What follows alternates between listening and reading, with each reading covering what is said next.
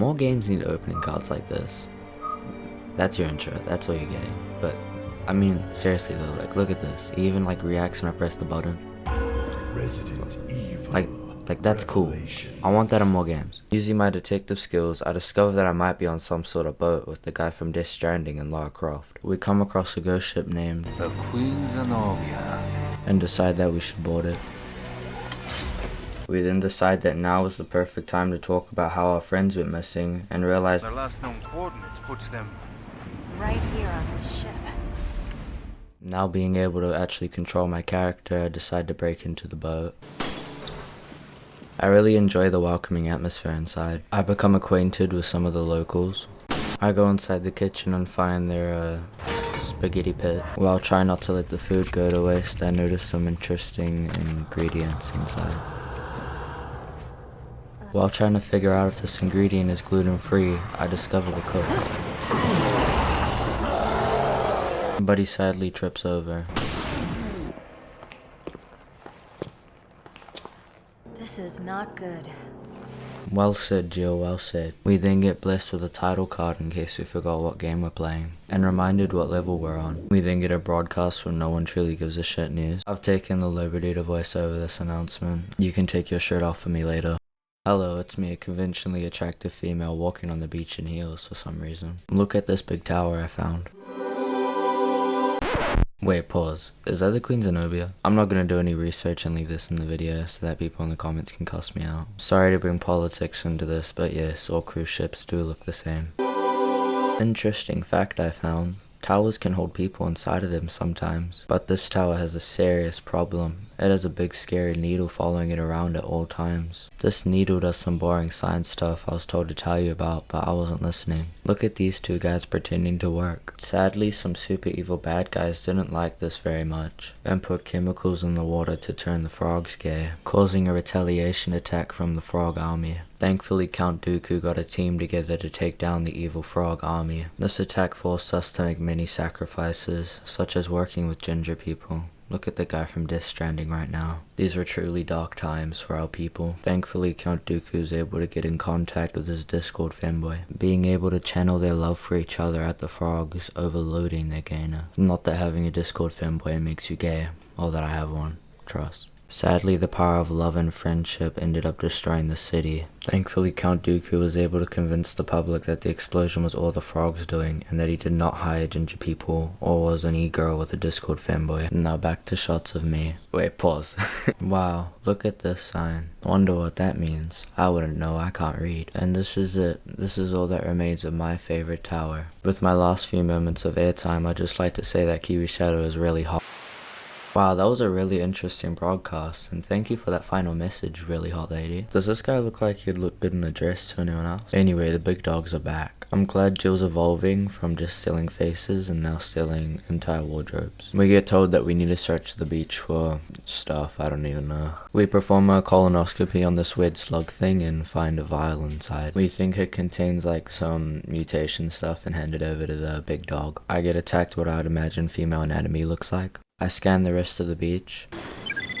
While those guys telling me how like amazing and awesome I am, he gets interrupted by a booty call. He gets off the phone and he's like, yeah, you guys know your friends? Yeah, they got kidnapped. Shucks. That means that news broadcast threw us into an involuntary flashback. How dare they? We run off to go save our friends, and the director guy acts like he's helping by sightseeing. Maybe he's looking for the boat or something.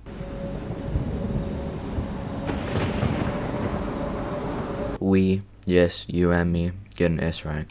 Back to the boat. We're still grieving the death of Gordon Ramsay and wondering if he could have got Chris. Chris is our friend's name. I don't know if I mentioned that. I'm not gonna go back through the video either and check, so you can get double information or find out about it now. Only A+ content here, so. I go down one hallway, how the fuck do I miss a hallway? I literally go down one hallway and find the one and only. Chris! Chris! How did they kidnap that thing? That guy's like a fucking unit. I feel like you could take like 10 guys and maybe like 5 in a fight. I'm forced to leave the big dog alone for a little while I go look for a key. While on my search for the key, I find some good Samaritans testing the durability of the boat. I mean, wow. Just wow. Absolutely no cracks whatsoever. Whoever made this must have so much hand-holding time with Instagram models. I come across the most disgusting and vile thing I think I've ever seen in my life. Someone left this key just lying around. Do they not know that this is an important key to the storyline? This girl's not even wearing her uniform properly. I feel like the way she's wearing it would just make it more impractical. Not all is lost, however, as I find this hand on the wall and I get an achievement. We meet up with this Stranding guy and unlock Chris's door. But it turns out we fell for the old fake Chris gag. If you caught the reference there, then you're officially like really hot. Anyway, thankfully before anything bad can happen, the Death Stranding guy warns us. It's a trap.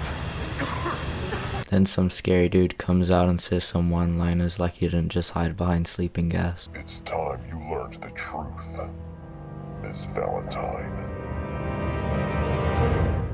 Like, that'd honestly be way cooler if he pulled up doing 10 triple backflips and gave her the nastiest right hook of her life. Level 1 completed. And we, yes we again, got an S rank. Our overall grade for the whole level was an S rank because I'm awesome and you're really good at watching me, so good job. Celebratory hugs in the gym showers tonight, guys. I forgot to play it before, so I'm gonna play it now. That was awesome. Level 2, the double mystery. Were you enjoying where the story was going last time and wanted to see what that end twist was? Well, that's too bad, we're playing as Chris now. And holy, who was that? I think I'm in love. I take like 2 steps and then this happens.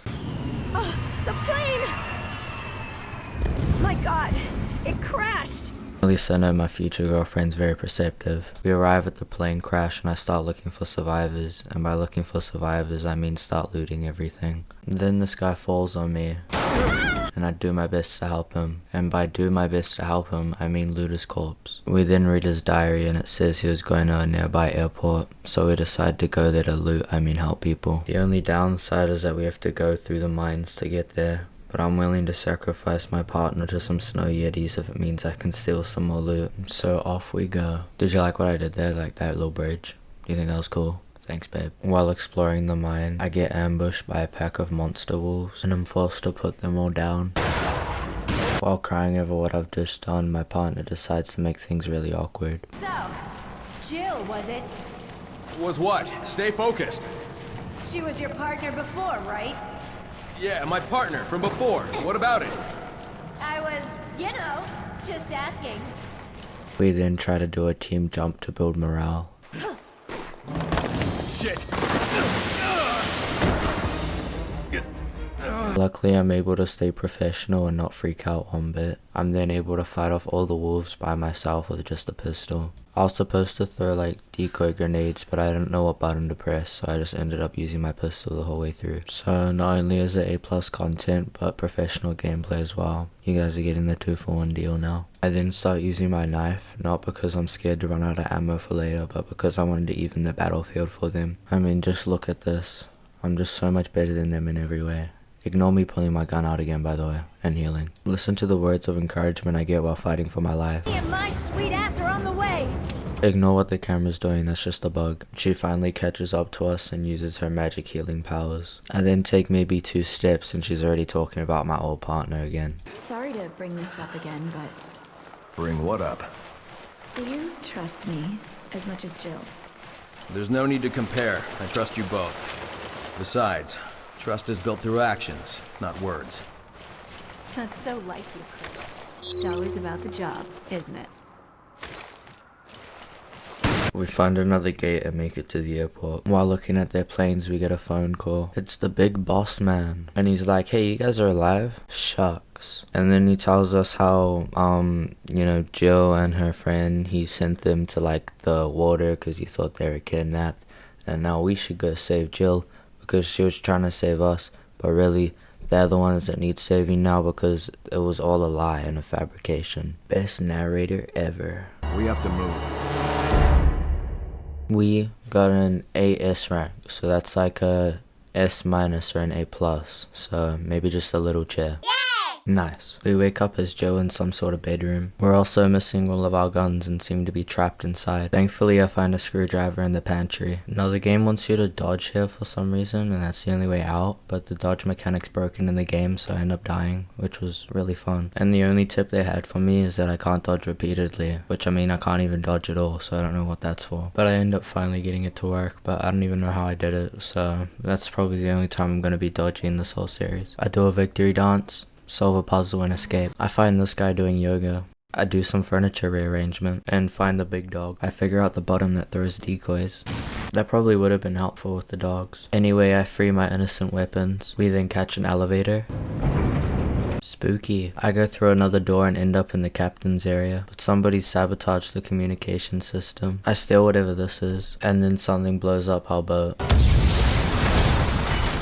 I could have just put it back if they asked nicely. We start running like that's gonna stop the explosion, but Jill gets kidnapped. Don't worry, she's only kidnapped for half a second. Episode 2 complete. We got an SA rank, so that's another A+ or S- if you want to be a downer. In my eyes, this is an S because that death wasn't my fault. Our overall grade was an A, which is disappointing. You should have done better. Let's just get a pity yeah. Okay, you're fired. Please like or sub if you enjoyed the video. Let me know if I should quit or if I should keep making content. Okay, peace. Who the hell are you?